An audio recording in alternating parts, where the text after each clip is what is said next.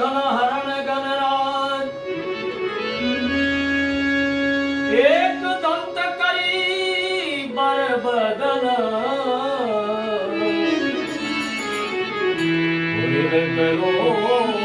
सबका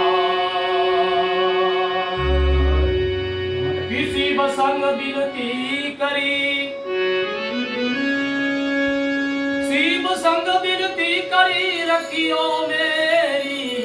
लाज अरे बाबा तेरे शरण में भगतन जो जो आए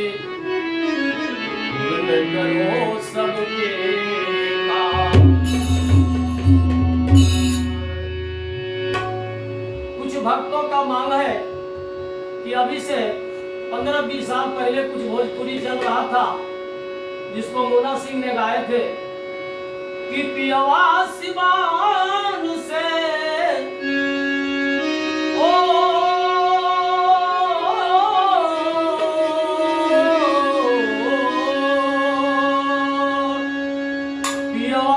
सिवान से आधार भैले आई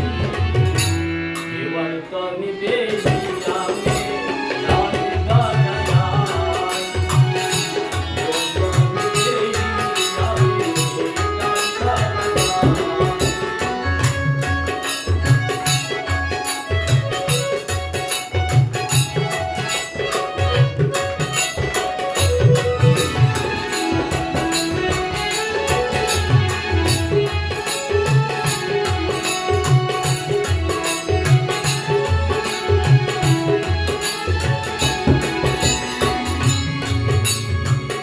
भैया तो ये सीधा तो गाना हम लोग गाते नहीं है।